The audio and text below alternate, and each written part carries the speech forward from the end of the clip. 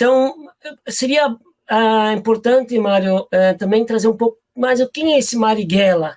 Além de ser um poeta, um revolucionário, quem que é esse pensador, esse revolucionário Carlos Marighella?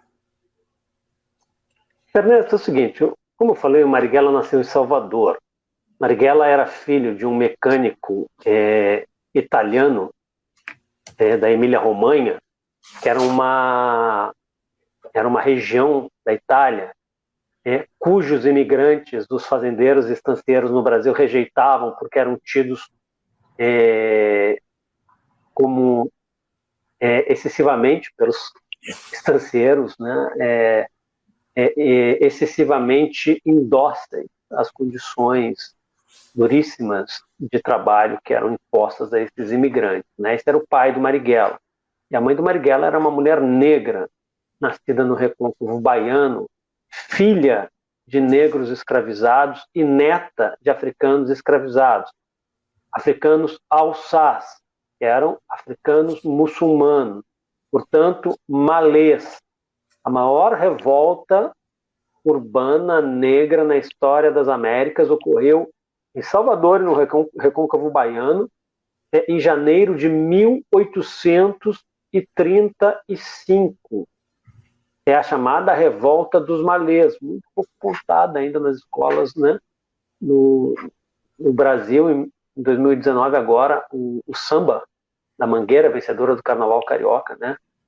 Cantou os malês. Marighella era um descendente de malê, tudo indica. O Marighella não vai ganhar fama em Salvador, projeção em Salvador, primeiro pela política, e sim por um gesto dele, que era um estudante muito agitado, muito criativo, e quando no ensino médio, chamado Ginásio da Bahia, que valia o ensino médio hoje, chega uma prova de física, em que o ponto, o tema, o assunto era catóptrica, ou seja, espelhos, e ele responde a questão em versos rimados. Essa prova é afixada na escola, essa prova rola de mão em mão na Bahia. Essa prova ela vai ser um panfleto do Marighella, candidato a deputado federal constituinte na eleição de 1945, e aí o Marighella ganha fama.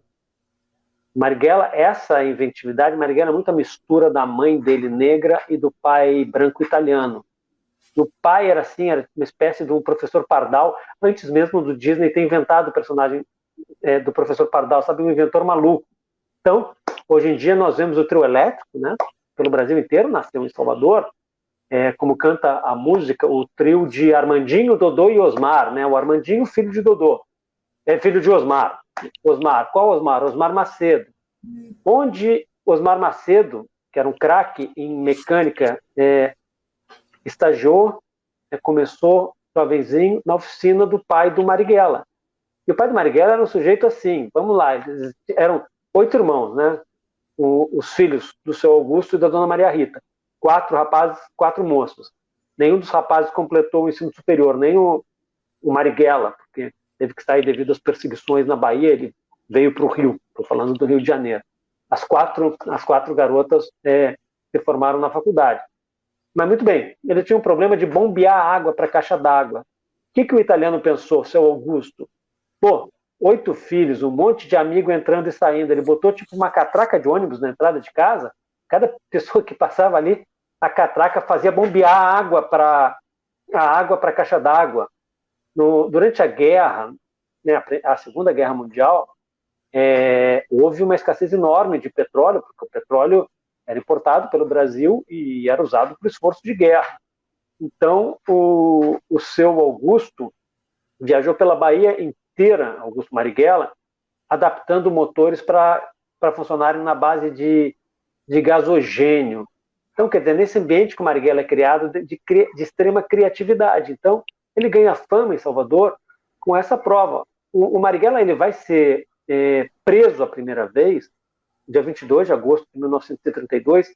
Ele ainda não era militante comunista, ele era um militante do movimento estudantil, ele estudava engenharia no que hoje era a Escola Politécnica da Bahia, hoje a Faculdade de Engenharia da Universidade Federal da Bahia.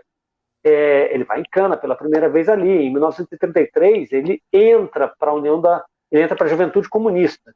E em 1934, o Marighella ingressa no Partido Comunista, PCB, hoje chamado, desde o início dos anos 60, chamado Partido Comunista Brasileiro, nessa organização que o Marighella ingressa, e vai ficar durante 33 anos no PCB, até 1967, quando ele resolve sair, e ao mesmo tempo ele é expulso pelo PCB, que recusava a luta armada como um instrumento, naquela época, para combater a ditadura.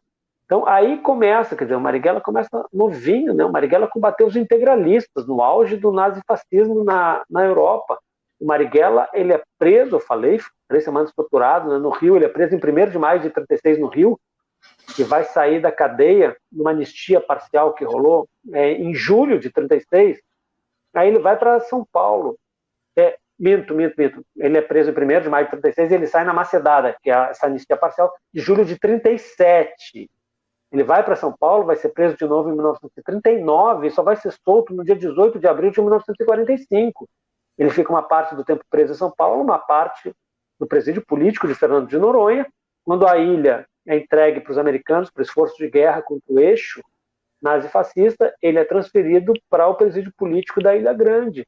Aí ele sai, se elege deputado federal constituinte pela Bahia, mas no início de janeiro de 48 é cassado, junto com todos os parlamentares do PCB, país afora. Vi que a gente tem gente do Rio Grande do Sul aqui, na bancada comunista eleita para constituinte de 46, havia um deputado comunista gaúcho, Abílio Fernandes, um metalúrgico de Pelotas, cidade 1h15 da fronteira mais próxima do Uruguai, cidade na qual eu morei dos 9 aos 19 anos. E o Marighella volta então para a clandestinidade e vai organizar o movimento operário, tinha militado no movimento estudantil. Na bancada comunista da Constituinte e na Câmara Federal, ele era o coordenador da bancada. Ele, da Constituinte de 46, ele era membro da mesa diretiva dos trabalhos, que na época era conhecida pelo apelido de Comissão de Polícia.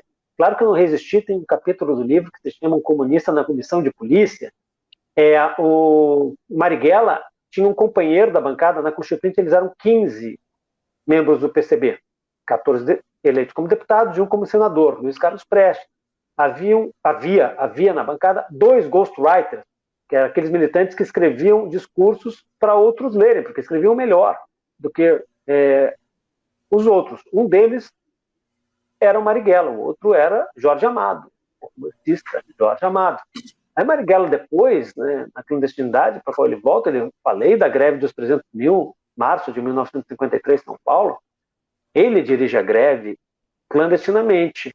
O Pombo Correio, entre ele e os líderes operários da greve, era um militante magrinho, nascido a controvérsia, nascido no Rio Grande do Sul, no Uruguai, chamado João Saldanha, que viria a ser conhecido mais tarde como o comentarista que o Brasil consagrou, o técnico do Botafogo, técnico da seleção brasileira, afastado da seleção brasileira depois de dizer o presidente, que era o ditador Médici, escala o ministério, eu escalo o meu time. O Saldanha dirigiu a seleção na melhor campanha das eliminatórias que o Brasil já tinha feito, e mesmo assim não pôde levar a seleção para a Copa de 70, embora ele permanecesse no PCB, o Marighella tivesse sido expulso e tinha rompido com o PCB, eles continuavam grandes amigos. O Marighella organizou trabalhadores rurais aí para o sul, mais para o sul, no Paraná. Houve lutas de trabalhadores rurais nos anos 50 com a presença de muitos militantes comunistas. E, bom, conta essas histórias todas no livro. O Marighella, ele vai participar do movimento de mulheres do PCB. O Marighella, ele vai estar presente num sem número de atividades. Até que ao romper com o partido, é curioso, ele já está mais para os 60 do que para os 50 anos, numa época em que, em 1970, gente, a expectativa de vida ao nascer de um homem no Brasil era de 58 anos. Marighella foi assassinado com 57 anos e 11 meses.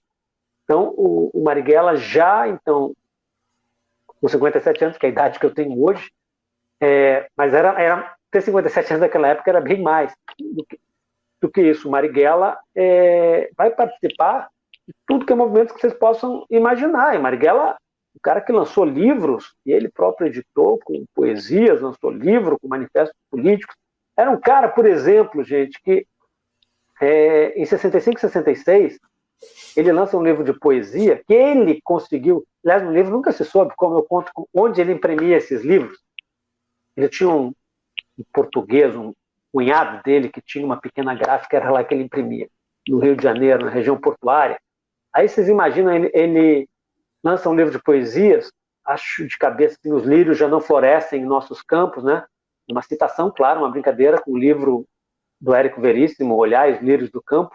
Aí pode se imaginar, pô, 65, 66, o Marighella lançou um livro de poesia só política, então tem muita poesia política ali,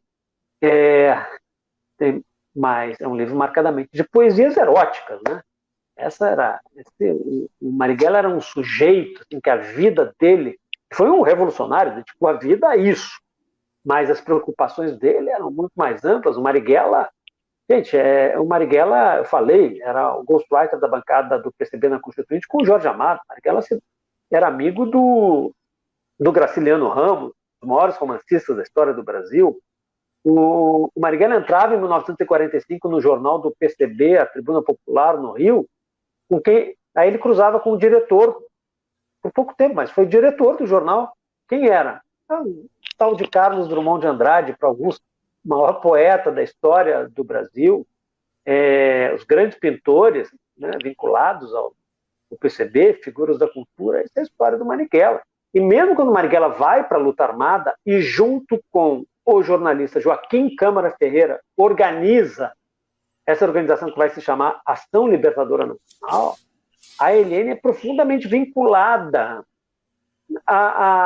por exemplo, às artes no Brasil e no mundo. Gente, a Norma Bengel, uma grande atriz brasileira, era da base da Helene. O cineasta Jean-Luc Godard, francês, deu dinheiro para a Helene.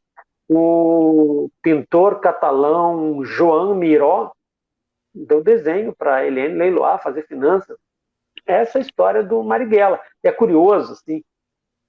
Fiquem à vontade para me cortar, gente. Eu sou um cabra prolixo e quando eu começo a falar do Marighella, eu falo assim, muita história para contar, mas é curioso, né, que ali na segunda metade dos anos 60, um francês, um intelectual francês chamado Régis Debray, lança um livro que vai ter grande impacto, sobretudo na América Latina, chamado Revolução na Revolução.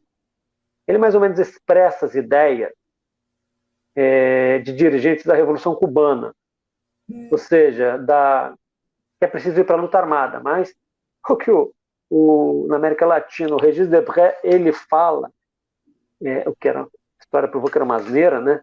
Que era uma questão física ir para a luta armada, havia uma condição biológica, era preciso ser jovem. E os dois principais dirigentes da maior organização armada que enfrentou a ditadura no Brasil eram sujeitos que tinham quase 60 anos, que eram o Marighella e o Câmara Ferreira. O Marighella foi assassinado a bala em 69.